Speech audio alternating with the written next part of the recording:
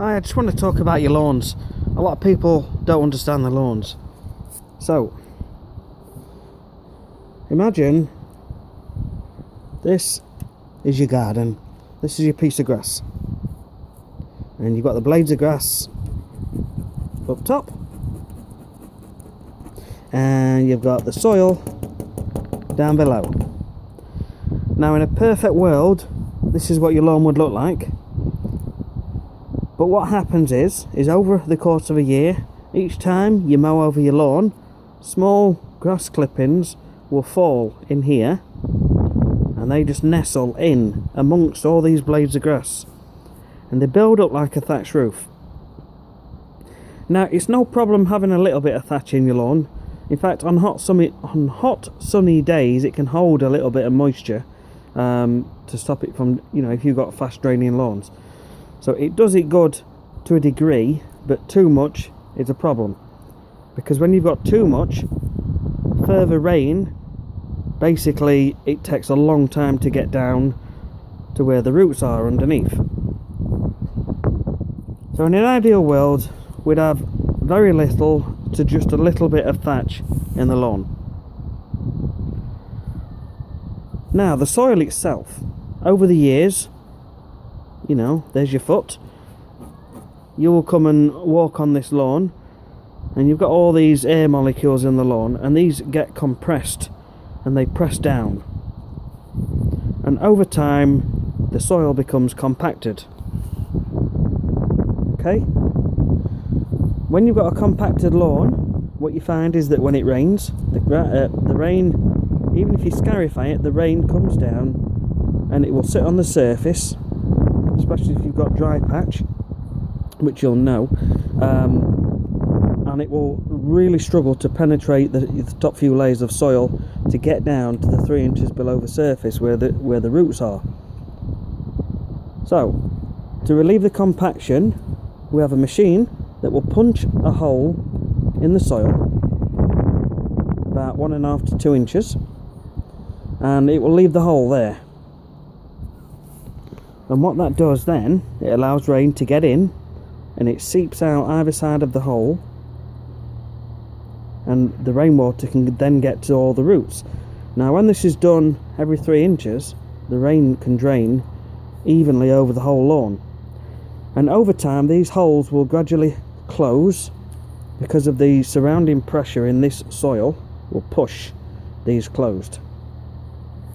So then you get what is like a looser soil, which is more easily draining. So that is the ideal lawn setup. We have a lawn where there's very little thatch, so the rain gets through fairly quickly and feeds the roots, and the lawn isn't too compacted, the ground isn't too compacted.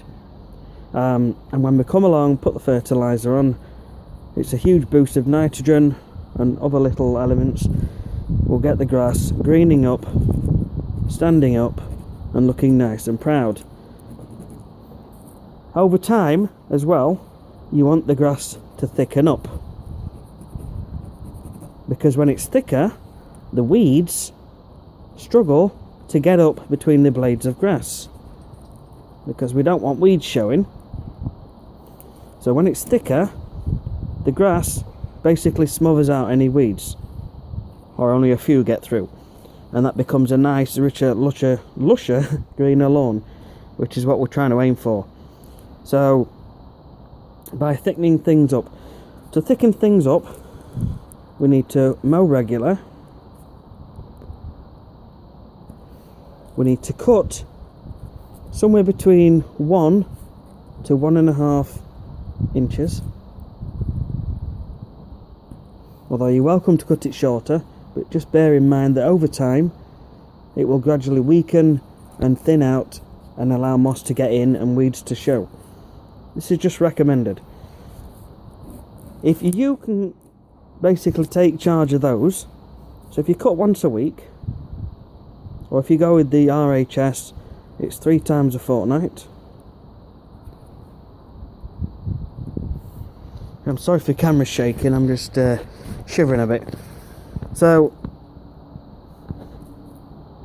3 times a fortnight, regular mowing, water it if it dries out for more than 2 or 3 days, and allow us to come and put our fertiliser on, which will nourish the grass, and the weed killer will deal with any prevalent weeds. Through winter is when we scarify to thin out this thatch and aerate to deal with any compacted lawns. That, in a nutshell, is what we do with lawns. In addition to weeds and the health and of the turf, you get pests. Now, these typically come round towards the end of summer. We have leather jackets, which are black grubs from the crane fly, in other words daddy long legs. They lay towards the end of the year and through winter, and they cause problems where the grubs chew on the roots. We have chafer grubs,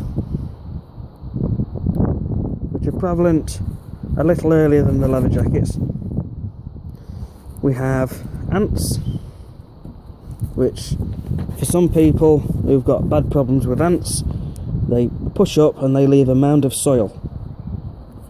And then we have worms, which come up and leave their worm casts all over your lawn, and when you mow them they spread, and what you've got in these worm casts is the slimy remains of basically the what's inside the worm. They filter out the good stuff and leave all the bad stuff on top of your lawn. So that, in a nutshell, is what we do here at LawnRight. We take care of your lawn, we give you advice, and we're here to help. Please share this far and wide and recommend us to your friends.